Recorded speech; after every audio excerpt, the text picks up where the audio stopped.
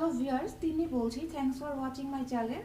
আজকে আপনাদের কাছে যে রেসিপিটি তৈরি করে দেখাবো সেটি হচ্ছে আচারি বেগুন, এবং এটা একটি হেলদি ফুড এবং আমার খুব পছন্দের একটি আইটেম।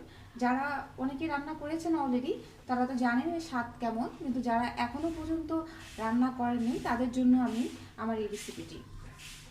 আর আরেকটি বিষয় সেটা হলো, এই রেসিপিটি যাওয়ার আগে আমি বলতে চাচ্ছি, যারা এখনও সাবস্ক্রাইব করেননি আমার চ্যানেলটি অবশ্যই তারা সাবস্ক্রাইব করবেন, আর যারা অলরেডি সাবস্ক্রাইব করে ফেলেছেন তাদেরকে অসংখ্য ধন্যবাদ আমার সঙ্গে থাকার জন্য। রেসিপিটি শুরু করছি। ভিউয়ার্স, আপনারা দেখতে পাচ্ছেন আমি একটা বেগুনের একটু মোটা করে কেটে নিয়েছি বেগুনের চাকাগুলো। এখন আমি এর সাথে একটু ধনিয়া গুঁড়া, একটু হলুদের গুঁড়া,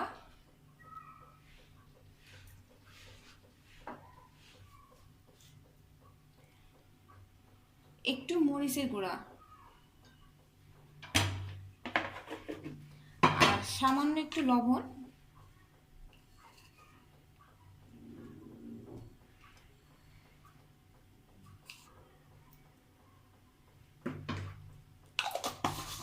দিয়ে দিচ্ছি।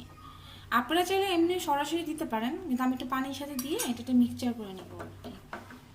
আমার কাছে মনে হয় পানির সাথে একটু দিলে এটা সব বেগুনের সব ফুল সাইড লাগে আর কি।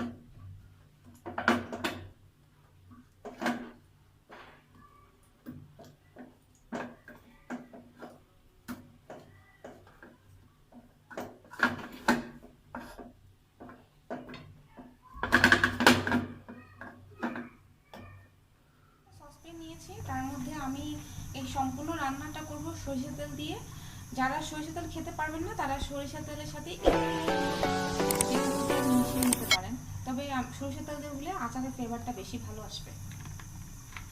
আমি যে বেগুনগুলো মশলা দিয়ে হালকা মিক্সচার করে রেখেছিলাম সেগুলো আমি একটা পর একটা চুলার উপর দিয়ে দিচ্ছি। আমি বেগুনটাকে বেশি ভাজবো না, হালকা করে ভেজে নেব, 50% ভেজে নেব আর কি।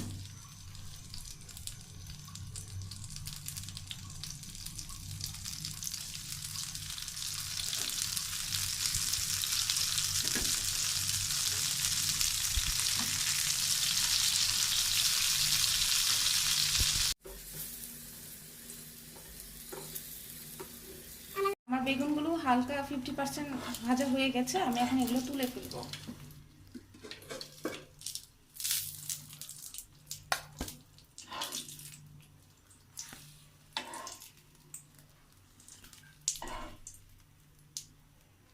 আমি আরেকটা কড়াইয়ের সাহায্যে বেগুনটাকে রান্না। আমি একটা কড়াই নিয়েছি, সেই কড়াইতে তেল একটু গরম করে আমি একটু লাল পেঁয়াজ কেটে আর একটু রসুন কুচি দিয়ে দিলাম।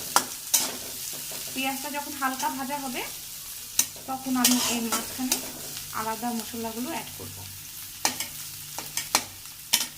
আমার পেঁয়াজটা যখন হালকা একটু ভাজা হয়েছে এর মধ্যে আমি একটু টমেটো কুচি দিয়ে দেবো।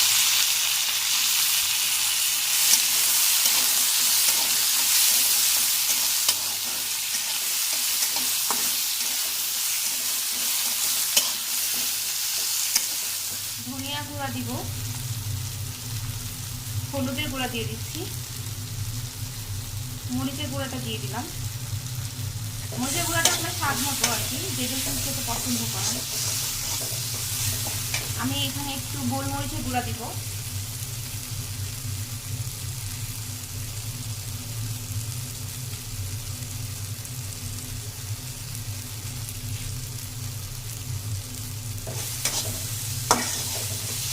সামান্য একটু পানি অ্যাড করে নিব।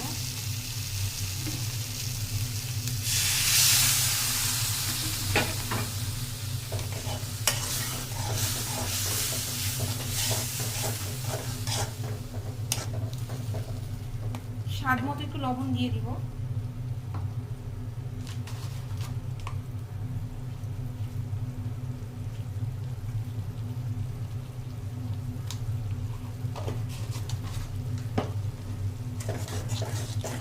সবচেয়ে মোস্ট একটা ইম্পর্টেন্ট আইটেম ইনগ্রিডিয়েন্টস সেটা হলো আমি তেঁতুলের জুস দিয়ে দিব।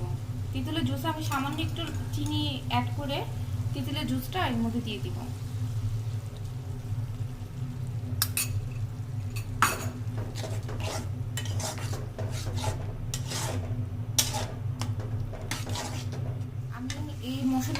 আমি 5 ফোড়ন আর শুকনো মরিচ আলাদা ভেজে রেখেছিলাম, ওটা দিয়ে দিচ্ছি।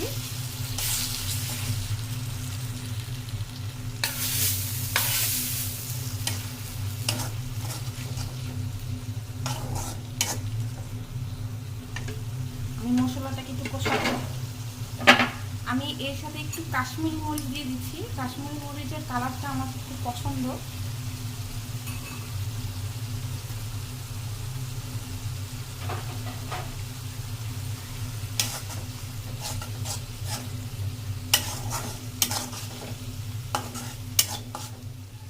আমি সামান্য মশলাটা কষা হয়ে গেলে আমি সামান্য একটু পানি অ্যাড করে নিচ্ছি। পানিটা আসলে আমি যে পরিমাণ ঝোল খাবো সেই অনুযায়ী পানিটা দিতে হবে।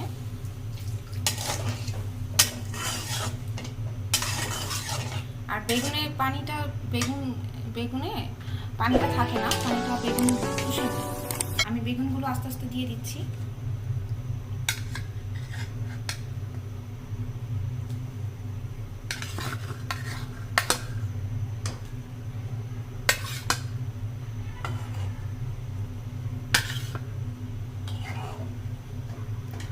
আমি বেগুনগুলো দিয়ে দিলাম। মিডিয়াম আঁচে আমি জালটা দিয়ে 6-7 মিনিট পর আবার ব্যাক করছি। আমার আচারি বেগুনি প্রায় হয়ে গেছে, তার উপর আমি সামান্য একটু ধনেপাতা দিয়ে দিচ্ছি। এটা ধনেপাতাটা আপনাদের ইচ্ছে মতো দিতে চাইলে দিতে পারেন, না দিলেও সমস্যা নেই। একটু ঢেকে দিব। ঠিক আছে, আমার আচারি বেগুনি আমি এখন পরিবেশন করব। হ্যালো ভিউয়ার্স, হয়ে গেছে আমার আজকের রেসিপি আচারি বেগুনি।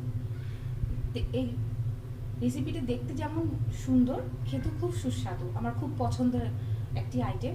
যে আমি বেগুনের মধ্যে যদি কোনো আইটেম পছন্দ করে থাকি তাহলে আমার এই আচারি বেগুনিটা খুবই পছন্দ।